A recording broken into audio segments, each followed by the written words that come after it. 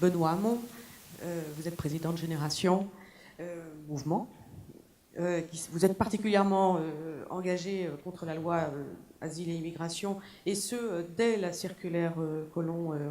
en décembre dernier. Je signale aussi que quand il s'agit de faire des questions de campagne électorale, on peut constater que la campagne de 2017 a été, peut-être par hasard, peut-être simplement grâce à Fillon, assez peu orientée sur les questions des migrants, qui n'a pas été du tout finalement une question qui a été trop mise à l'ordre du jour, excepté peut-être par vous, qui avez quand même porté cette question comme faisant partie des questions sur lesquelles il y avait peut-être à changer de politique. En tout cas, sur votre site, refusons la brutalité et la répression, favorisons l'humanité et la bienveillance en créant des conditions d'accueil et d'accompagnement décentes. Est-ce que vous faites partie des belles âmes ? J'espère, parce que c'est pas inutile d'avoir une belle âme dans la période, mais en tout cas, si on me l'accorde, je la prends. D'abord, bonjour, merci à Damien d'organiser cet événement, je le trouve très important, j'espère que c'est un point de départ,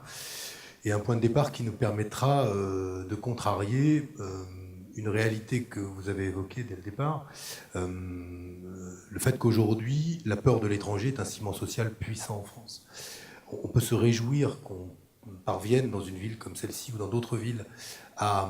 remettre en cause ce ciment social et à le craqueler quand on fait l'expérience de l'autre. Mais c'est un ciment social puissant qui a été largement nourri, alimenté par des années et des années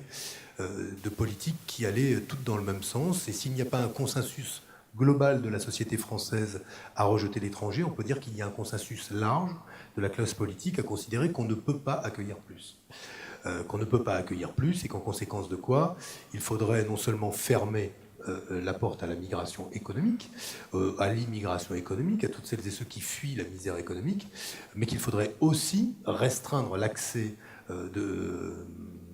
à la France et à la République à ceux qui fuient des conflits, parce qu'ils seraient, finalement aujourd'hui, c'est ce que ce gouvernement, mais comme à bien des égards, beaucoup de gouvernements qui l'ont précédé cherchent à démasquer, c'est que derrière ce pauvre qui prétend fuir la guerre, en fait, il y aurait quelqu'un qui dissimule qu'il n'est pas un pauvre cherchant à fuir la guerre, mais qu'il n'est qu'un pauvre cherchant à fuir la misère, ce qui ne le rend pas éligible à l'accueil en France. Donc nous avons un ciment social fort, et c'est la petite nuance que j'apporterai, c'est pas qu'il n'y a pas eu de portage politique, il y a eu un portage politique de la question de l'immigration, mais exclusivement négatif, et qui explique à bien des égards pourquoi nous en sommes aujourd'hui arrivés finalement à ce que, quand je parlais de consensus large de la classe politique, gauche et droite, sur le fait qu'on ne peut pas accueillir plus, le débat serait entre ceux qui disent nous ne voulons pas accueillir plus, il faut donc augmenter les contrôles et fermer les frontières, et ceux qui disent nous ne voulons pas accueillir plus, donc il faut faire de la coopération et du développement. Mais le résultat est le même. C'est qu'on ne veut pas accueillir plus. Et qu'on ne prend pas en compte la réalité des phénomènes migratoires, dont, alors là, si on a bien un président de la République qui a fait une campagne sur le pragmatisme, ce président-là devrait être le mieux placé pour mesurer combien, à la fois en raison des conflits et de l'instabilité du monde aujourd'hui, en raison du sous-développement et en raison du réchauffement climatique, nous pouvons d'ores et déjà anticiper des phénomènes migratoires qui vont être des phénomènes migratoires importants, qui ne concerneront pas que l'Europe, parce que les principaux déplacements de population se font à l'intérieur, par exemple, du continent africain, mais concerneront aussi l'Europe. Tant et si bien, d'ailleurs, et c'est assez inhabituel, mais quand le Conseil d'État a réagi au texte qui a été proposé par Emmanuel Macron, le Conseil d'État a considéré que ce texte finalement ne prenait pas la mesure des phénomènes migratoires, qu'il n'en prenait pas la mesure et qu'il n'offrait pas une stratégie qui soit une stratégie pour les politiques publiques pour faire face aux défis qui seront ceux des phénomènes migratoires, et qu'il tapait à côté. Alors, est-ce que ce texte comble un vide qui vient? Je vais en parler, puis après je dirais ce qu'à mes yeux, il faudrait peut-être commencer à faire en lieu et place de cette politique. Mais est-ce qu'il comble un vide? Non. Depuis 1980 ou 81, il y a eu 16 textes sur l'asile, l'immigration, etc., etc. Et si on regarde aujourd'hui ce texte, il a été présenté au Conseil des ministres alors que les dispositions du précédent texte qui datait de mars 2016 ne sont même pas mises complètement en exécution. Donc il ne comble pas un vide. Indiscutablement, c'est un texte de plus qui répond à quoi? Un besoin de la société, ou à l'opinion publique? Il répond, non pas à un besoin de la société, parce que la société française et la République n'a pas besoin de ce texte qui augmente la durée de rétention, la multipliant par 2, qui supprime les possibilités, en tout cas le caractère suspensif de l'appel, etc., etc. Il n'y a pas besoin de ce texte. Non, il répond, et c'est d'ailleurs le ministre de l'Intérieur qui le dit, alors là, reconnaissant-lui une forme d'honnêteté sympathique, et dit, oui, nous le faisons pour suivre l'opinion. C'est ce qu'il a dit. Qu'il a dit aux associations, qu'il a dit sur les médias, pour suivre l'opinion. L'opinion construite, fabriquée autour de ce ciment social qui est celui de la peur de l'étranger. Donc nous en sommes là. Nous en sommes là. Ce texte est-il bien accueilli? Bon, j'ai cité le Conseil d'État, on pourrait prendre à peu près tout le monde. Le défenseur des droits qui note que justement ça ne répond pas à un besoin de la société, qu'il y a des atteintes aux libertés fondamentales évidentes. L'ensemble des associations, pardon de le dire, mais sauf à considérer que la démocratie se résume dans une forme de grâce qui investirait celui qui a été élu président de la République et s'arrêterait là, quand la totalité des associations qui sont en contact des migrants, des étrangers, travaillent et sont souvent des opérateurs des politiques publiques. Pas habitués à des numéros qui consistent à claquer la porte des ministères pour s'en aller. Je veux dire, on l'a vu il y a d'autres secteurs de la société française, ce sont des registres sur lesquels on voit certains syndicats claquer la porte. Mais là, quand on parle de Emmaüs, la Fondation Abbé Pierre, l'UNIOPS, etc., etc., on pourrait tous les citer. Bon, c'est pas la politique de la chaise vide, du claquement de porte qui domine. Mais quand toutes ces associations disent d'une même voix, ce texte est une régression du point de vue des libertés fondamentales, mais aussi du point de vue du travail que nous faisons pour accueillir dignement les personnes qui viennent sur le territoire, on a là un indicateur quand même assez fort. Bon, on pourrait prendre à peu près tous les acteurs qui de près ou de loin s'intéressent, soit sur le plan juridique ou sur le plan des droits, les avocats, les juges, les professeurs de droit, les associations. Il y a un accueil très défavorable à ce texte qui vient après une circulaire qui a introduit là aussi moi, ce que je compare, je le dis très honnêtement, mais on prend ou on prend pas, mais moi je compare ce que fait la circulaire Collomb, c'est le même esprit que la déchéance de nationalité. C'est pareil. C'est les mêmes principes fondamentaux qui sont remis en cause. Le fait de trier,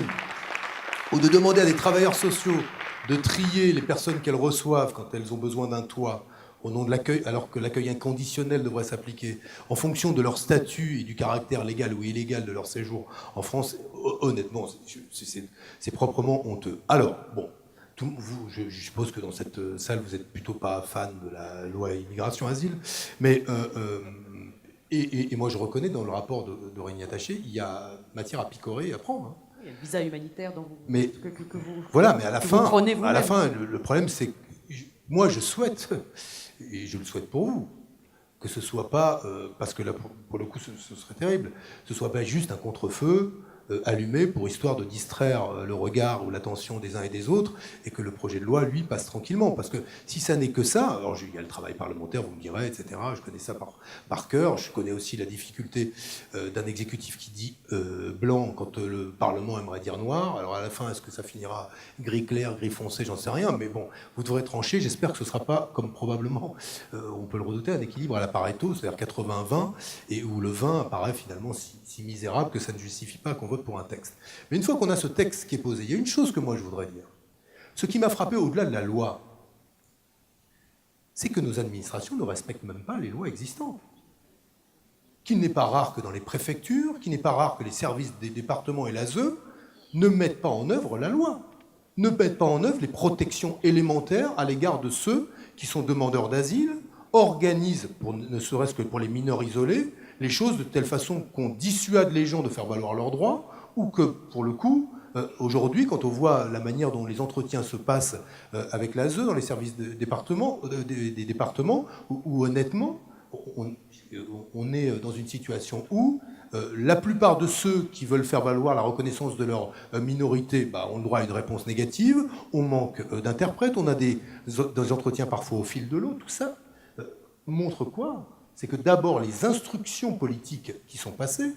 et qui viennent directement, qui sont très verticales, ou des présidents de département, ou du ministère de l'Intérieur et des préfets à leur service, sont faites, ces instructions, pour qu'au-delà même des textes de loi, on organise la dissuasion des personnes qui veulent faire valoir leurs droits, notamment les demandeurs d'asile, de pouvoir aller au bout des procédures. Et ça, c'est en soi un énorme problème, parce qu'il n'y a pas qu'à changer la loi, il y a à organiser l'écosystème qui permet à celui qui veut demander l'asile de pouvoir aller au bout des procédures et d'être accompagné dans ces moments-là, plutôt que dissuadé de faire valoir ses droits. Donc, c'est un des points sur lesquels moi j'aimerais que, là pour le coup, les parlementaires exercent leur rôle de contrôle de la mise en œuvre des textes qu'ils votent, parce qu'aujourd'hui, on est en droit de constater et de regretter que même les textes existants sont largement ignorés ou bafoués par des services qui sont censés les appliquer. Dernière chose, qu'est-ce qu'on peut faire à la place? Bon, moi je pense que, après avoir beaucoup réfléchi à ces questions avant d'être candidat à la présidentielle et de savoir comment on pouvait porter un message qui soit un message et une politique publique qui anticipe ces migrations, il y a d'abord à dire que il y a toute une partie où il y a des gens, des personnes qui sur le territoire français, des familles, qui d'ailleurs aujourd'hui sont contraintes d'occuper de l'hôtellerie sociale, qui sont ni expulsables ni régularisables, qu'il faut régulariser. Il faut commencer par bon, alors c'est pas une vague, parce que tout le monde prend peur, mais oui, il faut régulariser un grand nombre de ceux qui aujourd'hui sont maintenus dans une situation de précarité par le fait qu'il n'y a pas de solution pour l'instant en droit qui leur permette d'avoir un titre de séjour et la possibilité de pouvoir s'intégrer correctement. Donc ça doit commencer, non plus par une régularisation au fil de l'eau, mais par un acte politique qui prenne acte qu'on vit dans l'hypocrisie la plus absolue, notamment avec ces gens qui ne sont ni régularisables ni expulsables. L'autre chose, elle est de penser, d'organiser avec les Européens à la fois la réforme du règlement de Dublin, mais aussi la manière dont ceux qui sont candidats à l'émigration de chez eux et à l'immigration pour venir chez nous s'évitent de passer entre les mains des passeurs et s'évitent de mettre en danger leur vie autour de ce principe du visa humanitaire. Alors travaillons-y, moi je pense pas, je ne prétends pas avoir la solution miracle, mais je crois que notre responsabilité, elle est là, c'est qu'il y a des phénomènes migratoires qui supposent que, voilà, en tout cas l'Union européenne, plutôt que de n'investir que dans la police des frontières et le contrôle aux frontières, et dans la manière dont elle repoussera et ramènera les gens chez eux, fasse en sorte que, en tout cas, pour ce qui relève du voyage, on sécurise au maximum les conditions dans lesquelles les gens, les personnes font valoir une demande d'asile. Et puis, au-delà de tout ça, c'est là où je dis que on connaît sur le nombre de places en CADA, sur la nécessité de l'alphabétisation, sur la prise en charge psychiatrique et de la santé et des premiers soins et des soins pour les personnes migrantes. Mais est-ce qu'on... Je vais le dire, il n'y a rien d'humain, objectivement, à doubler la durée de rétention dans des centres qui sont des centres où l'accès aux soins est misérable, où il n'y a aucune prise en charge psychologique et parfois psychiatrique pour des gens qui sont en exil depuis parfois des mois, sinon des années, abîmés par des violences qu'ils ont subies ou qu'ils ont vues, et qui sont dans une telle situation qu'aujourd'hui, les maintenir en détention, privés de liberté, sans le minimum de soins, est inadmissible. Et doubler cette période, là où il faudrait la ramener à minima aux 32 jours d'avant, doubler cette période quand on sait que